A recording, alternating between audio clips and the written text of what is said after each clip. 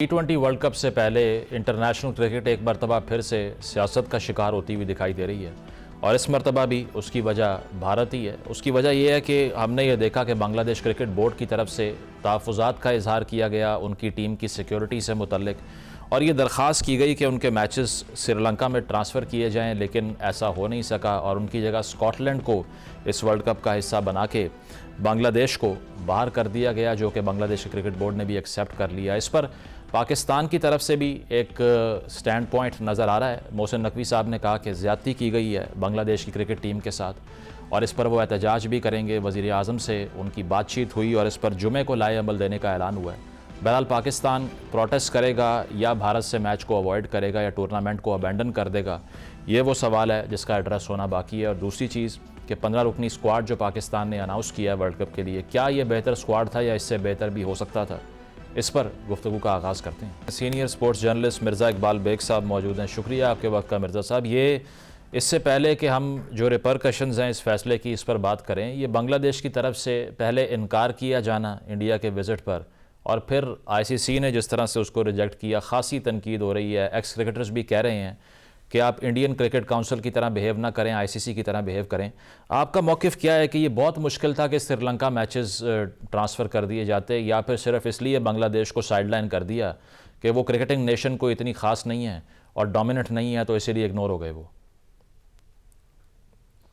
बहुत बहुत शुक्रिया मुदम्मिल, लेकिन मेरी राय में ये सियासी दरअसल फैसला है, क्योंकि जिस तरीके से भारत और बांग्लादेश के ताल्लुकात खराब हुए हसीना वाजिद की हुकूमत के डाउनफॉल के बाद, तो और जिस तरीके से वहां पर डोमिनेंस हुई है और जिस तरीके से पाकिस्तान और बांग्लादेश एक दूसरे के नजदीक आए, तो ये फैक्टर भी इनके जहन में था भारतीय लोगों के कि इनको झटका दो, ये बहुत पाकिस्तान के करीब आ रहे हैं, वरना ये नामुमकिन नहीं था। किसी भी टीम को स्वैप कर सकते थे।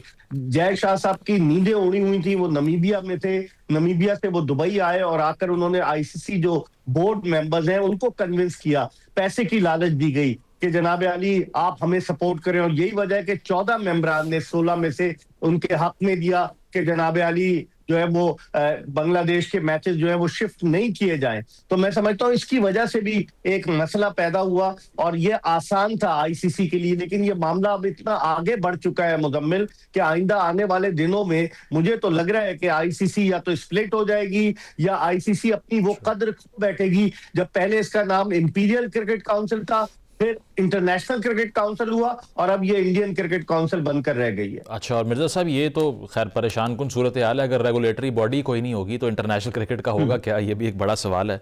बट इसके अलावा जो पाकिस्तान का इस पर मौक़िफ़ है, मोहसिन नकवी साहब ने कहा कि जुमे के रोज़ गालिबन कोई लाए अमल का ऐलान करेंगे, लेकिन एहतजाज हम करेंगे, बांग्लादेश के साथ ज़्यादती हुई है। आपको लगता है कि पाकिस्तान जो है वो स्टैंड लेगा इस पर? और दूसरा ये कि इंडिया के साथ मैच को अवॉइड करने की ऑप्शन भी ज़ेरे गौर है, तो वो यूटिलाइज हो सकती है या सिर्फ बयान है ये?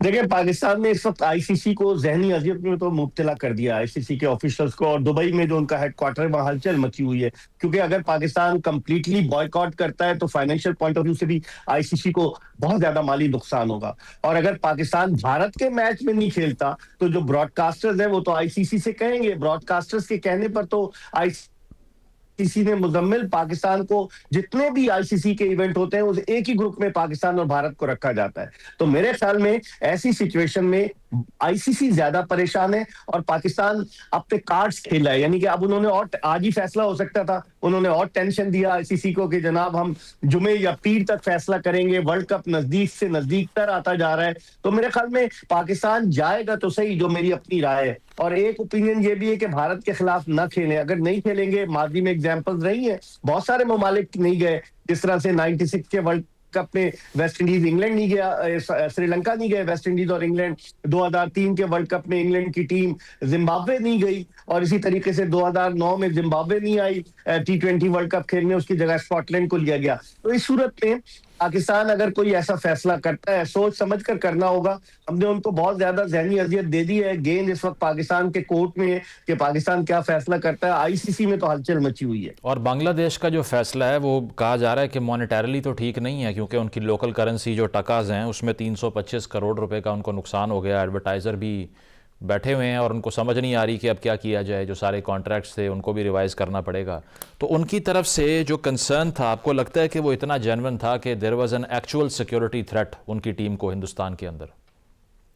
देखिए, कंसर्न तो था, लेकिन इस वक्त वो उसको पब्लिक के जज्बात से खेलने के तौर पर इस्तेमाल कर रहे हैं, क्योंकि आपको पता है 12 फरवरी को बांग्लादेश में इलेक्शन है और बांग्लादेश में एंटी इंडिया जो है ना बहुत ज्यादा है, कि एंटी इंडिया उनका जो जिस तरीके से उनका लोगों का रवैया सेंटीमेंट बहुत ज्यादा है। तो वो उसको देखते हुए उन्होंने उनकी हुकूमत, ये तो इंटरिम गवर्नमेंट है ना, अब इसके बाद क्या होता है, इंटरिम गवर्नमेंट ने डिसीजन तो ले लिया, प्लेयर्स तो नाखुश है। अगर मैं आपको अंदर की बात बताऊं, जब उनके आसिफ नजरुल ने मीटिंग बुलाई तो उस मीटिंग में 5-6 क्रिकेटर्स आए, उनके कप्तान लिटन दास भी कह चुके, क्योंकि क्रिकेट उनका ब्रेड एंड बटर है, उनका नुकसान हो रहा है, माली नुकसान भी हो रहा है, इंटरनेशनली भी उनको दुनिया की दीगर लीग्स लेती हैं नहीं लेती इस फैसले के बाद। लेकिन आईसीसी इस मामले को हल कर सकती थी, मेरी नजर में भारत के इन्फ्लुएंस की वजह से नहीं हुआ। बांग्लादेश जाता, अगर वहां नहीं खेलता कोलंबो में, श्रीलंका में, तो कोलकाता में खेल सकता था अगर सिक्योरिटी देती आईसीसी, क्योंकि ये आईसीसी का इवेंट है। लेकिन ये बांग्लादेश का फैसला है, इस फैसले में थोड़ा सा सियासी फैसला भी शामिल है मेरे ख्याल में। तो पॉलिटिक्स जो है आपने कहा वो बहुत इन्फ्लुएंस कर रही है। चलें पाकिस्तान की जो स्क्वाड अनाउंसमेंट है उस पर आ जाते हैं। 15 रुकनी जो स्क्वाड अनाउंस हुआ, आपको क्या लगता है कि कहा यह जा रहा है कि ये स्ट्रॉन्गेस्ट पॉसिबल ऑप्शंस थी जिसको इस्तेमाल कर लिया, या आपको लगता है कि कहीं ना कहीं किसी से ज्यादती हुई है और इससे बेहतर टीम हो सकती थी? देखिए, एक तो इस टीम के दो वीक लिंक्स हैं मुजम्मिल। एक तो आपने 4-5 ओपनर भर्ती किए हुए, मिडिल ऑर्डर में आपके पास स्पेशलिस्ट सिर्फ एक सलमान अली आगा है। फिर विकेट कीपिंग के शोबे में आपके पास उस्मान खान है और ख्वाजा नाफिज ने बहुत कम कीपिंग की, उसको भी आपने रखा हुआ है। उस्मान खान बैटिंग ठीक है, हार्ड हिटिंग है, 7वें-8वें नंबर पर आके मार लेता है, लेकिन कीपर वो इतना मुस्तनद नहीं है। इन्होंने बिला वजह मोहम्मद रिजवान को नजरअंदाज किया। तजुर्बे का कोई नेमुल बदल नहीं होता, इतना बड़ा मेगा इवेंट है, फिर आप कैसे कह रहे हैं, खुदा न खास्ता एक आध कैच छूट जाता है किसी इंपॉर्टेंट मैच में, उस्मान से एक आध रन आउट हो जाता है, तो फिर कौन समझाता है इसका भुगतेगा? पाकिस्तानी क्रिकेट टीम भुगतेगी। और फिर उसके बाद इन्होंने हारिस रऊफ, जो कि बहुत अच्छा परफॉर्म करके आया है बीबीएल में, आपने उसको नहीं रखा और बाबर आजम को रख लिया जिसने 202 रन बनाए। तो ये तो तजाद है ना। तो समझ नहीं आता कि सिलेक्टर्स ने क्या किया है। क्या 4 स्पिनर्स स्पेशलिस्ट रखे हुए हैं, 5वां साइम अयूब है, 6ठे सलमान अली आगा होंगे, तो कॉम्बिनेशन जो बनाया इसमें 2 वीक लिंक्स मुझे नजर आ रहे हैं मुजम्मिल। एक तो विकेट कीपर का वीक लिंक है, और दूसरे अगर आप देखें तो मिडिल ऑर्डर में कोई नहीं, कौन खेलेगा? बाबर तीसरे चौथे, फखर जमान को आप 5वें नंबर पे लाएंगे, तो बहुत सारे मसाइल पैदा होंगे वहां कोलंबो की विकेट्स पर। और 2 और चीजें जो नसीम शाह को प्रेफर किया है ओवर हारिस रऊफ, और दूसरा शादाब खान की इंक्लूजन, इसको भी जरा समझाएं कि इसकी क्या लॉजिक है। देखिए, शादाब खान के लिए तो यही कह सकता हूँ, जिसे पिया चाहे वही मन भाए, क्योंकि जो कोच माइक हैसन है वो इस्लामाबाद यूनाइटेड से वाबस्ता है। शादाब ने इस्लामाबाद यूनाइटेड को जितवाया, फिर शादाब खान सकलैन मुश्ताक के दामाद भी हैं, कोई तो कोई अभी तो काम करती है ना। और इस टीम के इस कोचिंग स्टाफ के हवाले से कहा जा रहा है कि इसमें ज्यादातर लोग इस्लामाबाद यूनाइटेड के हैं। शादाब खान की क्या परफॉर्मेंस थी पिछले वर्ल्ड कप में? कुछ नहीं थी।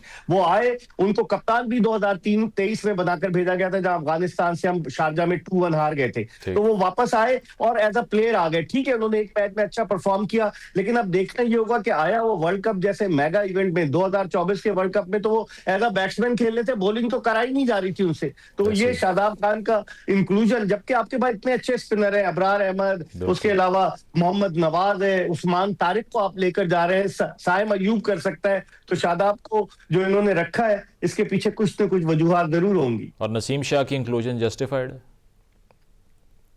नसीम शाह को भी मैं फिर वही कहूंगा कि जिसे पिया चाहे वही मन भाए वाली बात है। उन्होंने अगर ILT, हाँ, यह पाकिस्तान सिलेक्शन में यही पॉलिसी, आप देखें ना, इस सिलेक्शन कमेटी का कोई सरबराह नहीं है, सबसे खास बात, वरना अकाउंटेबल वो होता है। आकिब जावेद सारे शॉट खेलने हैं, एक सिलेक्टर अजहर अली कर गया है, एक सिलेक्टर असद शफीक ना बोलता है ना सुनता है, वो बिल्कुल खामोश है, एक सिलेक्टर अलीम डार है अंपायर, जिनका अंपायरिंग से ताल्लुक है, उन्हें सिलेक्टर बना दिया है। तो आप देखें ना यहाँ कि कौन लोग सिलेक्ट कर रहे हैं, सवाल ये पैदा होता है, ये सोचना पड़ेगा। सिर्फ सिलेक्शन पर नहीं बल्कि सिलेक्टर्स पर भी सवाल पैदा होता है, जिस तरह आपने कहा। बहुत शुक्रिया, मिर्जा इकबाल बेग के साथ मौजूद थे। ब्रेक लेंगे, ब्रेक के बाद वापस आते हैं।